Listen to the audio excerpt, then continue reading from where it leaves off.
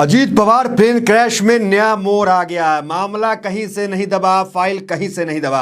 रोहित पवार विधायक और अजीत पवार के जो भतीजे हैं मोर्चा को पूरी तरीके से संभाले हुए हैं और आज पार्लियामेंट के अंदर इस मामले को संजय राउत ने उठाने का काम किया। मतलब कुल मिला के मामला धीरे धीरे गंभीर हुआ चला है और गंभीर इसलिए भी हो गया क्योंकि एयर इंडिया AI 171 की जो रिपोर्ट आई है जिसमें गुजरात के मुख्यमंत्री पूर्व विजय रूपानी सवार थे, उनको लेकर जो रिपोर्ट आई है, इसलिए अजीत पवार के मामले में परिवार से लेकर जो राजनेता उनके समर्थक हैं वो भी बड़े चौकन्ना हो गए हैं और इस रिपोर्ट को चाहते हैं कि पूरी निष्पक्ष तरीके से जांच हो। देखिए आपको बता दें जानकारी के लिए कि अहमदाबाद का जो एयर इंडिया AI 171 जो प्लेन क्रैश हुआ, सुमित सवरवाल जो कैप्टन थे, उसको लेकर ये जो ब्लैक बॉक्स प्राप्त हुआ था उस मामले में, वो ब्लैक बॉक्स गया था यूएस के अंदर। इंडिया और यूएस की टीम मिल करके जांच कर रही थी कि अहमदाबाद का वो प्लेन क्रैश कैसे हुआ। तो जांच में जो रिपोर्ट इटालियन मीडिया ने जो सोर्स से दिया वो ये दिया कि इंटेंशनली पायलट ने जो फ्यूल स्विच है उसको बंद करने का काम किया। और हमने ये देखा भी, जो AIB ने रिपोर्ट जारी किया, जो शुरुआती रिपोर्ट जारी किया, उसमें ये था जो पायलट दूसरे पायलट से कह रहा है कि तुमने जो है वो क्यों बंद कर दिया, स्विच क्यों बंद किया पेट्रोल का। दूसरा पायलट रिप्लाई करता है कि हमने नहीं बंद किया। दूसरा पायलट जब तक उस ऑन करता है दूसरे इंजन को, इंजन स्टार्ट होते होते जो है पूरा स्टार्ट नहीं हो पाता और प्लेन जाकर के क्रैश कर जाता है। ये रिपोर्ट निकल के आई एयर इंडिया के मामले की, पायलट जो है वो इंटेंशनली जो है स्विच को बंद कर दिया।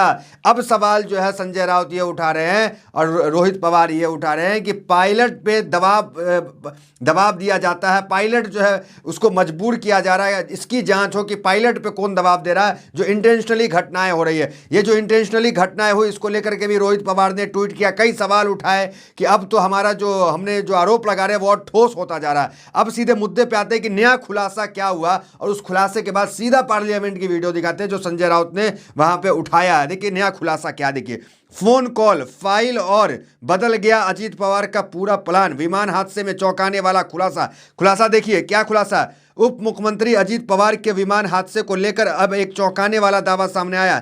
एनसीपी के प्रदेश उपाध्यक्ष और उनके करीबी सहयोगी प्रमोद हिंदुराव ने शोक सभा में ऐसा बयान दिया जिससे सियासी हलचल तेज हो गई। अजीत पवार ने करीबी प्रमोद ने कहा कि अजीत पवार पहले सड़क मार्ग से मुंबई से बारामती जाने वाले थे, लेकिन आखिरी वक्त में एक फोन कॉल आया और पूरा कार्यक्रम बदल गया। इसी बदलाव के बाद उन्होंने विमान से यात्रा करने का निर्णय लिया। देखिए ये बातें रोहित पवार ने भी कहा था कि जो चचा हैं हमारे वो कभी जो है प्लेन से बहुत कम ही सफ़र उस तरह का करते थे और अचानक एक फ़ोन आया कि आपको एक फाइल पे साइन करना है। मंत्रालय से फ़ोन आया और इनको जो जाना था कार से वो उन्हें लौटना पड़ा आवास पे और मंत्रालय जाकर के साइन करना पड़ा। और वहाँ से जब क्योंकि सभा में पहुँचाना था तो तुरंत जो है वो प्लेन लेना पड़ा और प्लेन से वो वहाँ पे गए। और कैप्टन के बारे में ये कहा जा रहा है कैप्टन बदल गया। जो कैप्टन इनके थे सुमित, वो कैप्टन इनके नहीं थे, इनके कैप्टन कोई और थे, वो जाम में फंस गए थे इसलिए कैप्टन बदल गया। इस तरह की बात भी सामने आई। देखिए अब जो इनके भतीजे हैं अजीत पवार के, रोहित पवार, वो वीडियो कॉन्फ्रेंस में क्या आरोप लगा रहे हैं, वो आरोप को सुनाने से पहले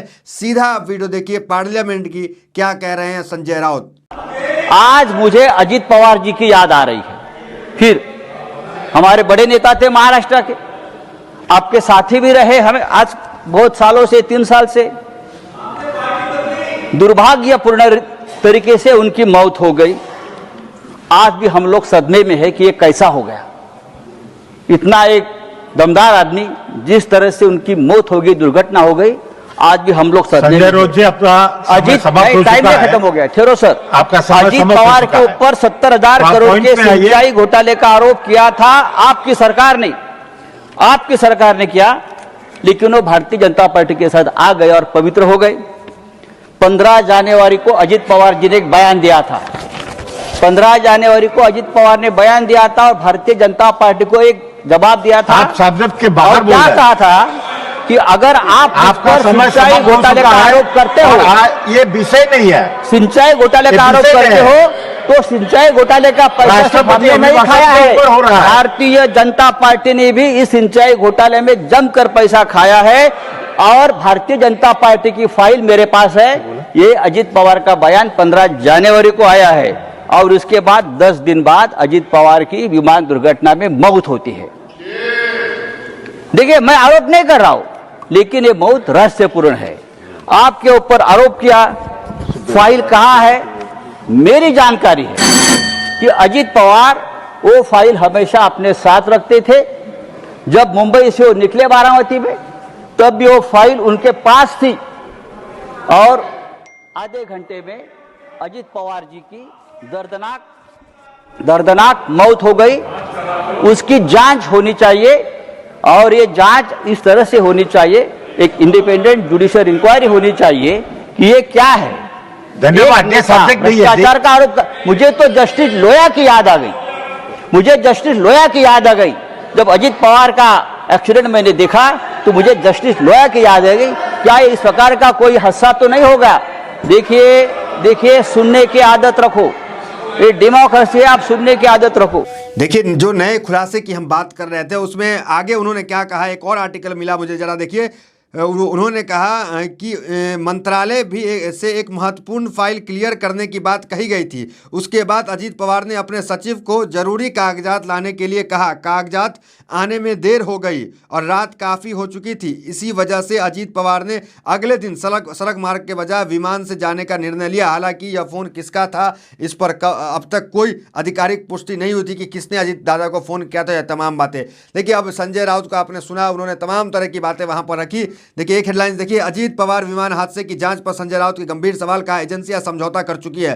तो उन्होंने जो एजेंसी है भारत की, उस पर भी सवाल उठाया कि वो जांच कर ही नहीं सकती है सही से, और वो समझौता कर चुकी है। क्योंकि देखिए, विजय रूपानी का केस, इस तरह का जो गुजरात में हुआ मामला, और अब रिपोर्ट ये निकल के आ रही है, शुरुआती जो इटालियन रिपोर्ट है वो ये कह रही है, इटालियन रिपोर्ट, कि इंटेंशनली बंद किया गया था।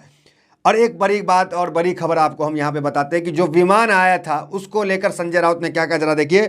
संजय राउत ने कहा, हादसे में शामिल विमान गुजरात से आया था, जिससे लोगों के मन में संदेह पैदा हुआ है। लोगों का शक करना स्वाभाविक है। जिस विमान में अजीत दादा सवार थे वह भी गुजरात से आया था। अहमदाबाद विमान हादसे को देखिए, लगभग 300 लोग मारे गए, लेकिन उसकी जांच का क्या हुआ? कोई बता सकता है कि वह विमान कैसे गिरा? उन्होंने मुख्यमंत्री देवेंद्र फडणवीस की जांच एजेंसियों पर भरोसा करने की अपील को खारिज करते हुए यह सवाल उठाया। उन्होंने कहा कि कोई भरोसा नहीं, और सीधा सवाल कि जो एयर इंडिया AI 171 क्रैश हुआ, जिसमें विजय रूपानी गुजरात के पूर्व मुख्यमंत्री सवार थे, वो भी विमान गुजरात से आया था।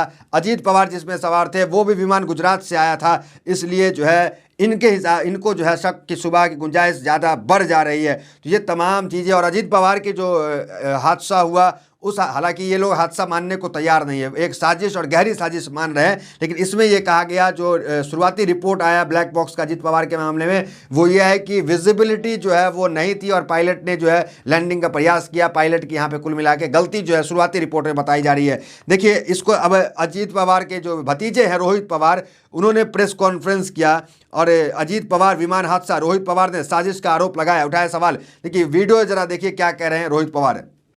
एक कोई तो फाइल थी, जो फाइल शायद 10 दिन के बाद, 15 दिन के बाद वो सिग्नेचर हो सकती थी, लेकिन कहा गया कि कुछ भी करो, लेकिन ये फाइल पे आज साइन करना पड़ेगा। दादा की आदत अगर आप देखो तो इमीडिएटली कोई भी फाइल वो पेंडिंग नहीं रखते थे। तो उनको लगा उनके घर में वो फाइल है, लेकिन माहिती इंफॉर्मेशन निकालने के बाद वो फाइल मंत्रालय में थी।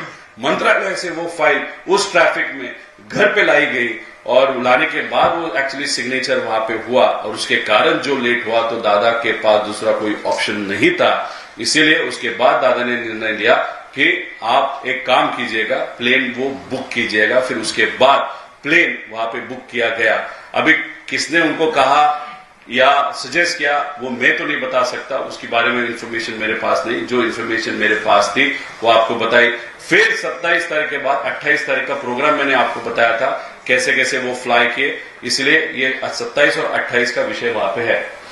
आगे कुल मिलाकर सबसे बड़ा सवाल यही है कि गुजरात से ये प्लेन आया, और गुजरात से आया किससे, आखिरी कॉल अजीत दादा बात किए, ये तमाम सवाल इस वक्त उठ रहे हैं। लेकिन आप बताइए, क्या इस वक्त की महाराष्ट्र की चाहे भारत की एजेंसियों पे आप भरोसा करते हैं कि सही जांच हो पाएगा? क्योंकि संजय राउत को बिल्कुल भरोसा नहीं है। तो फिलहाल इस वीडियो में इतना, मिलता है वीडियो मेरे साथ। बहुत बहुत धन्यवाद।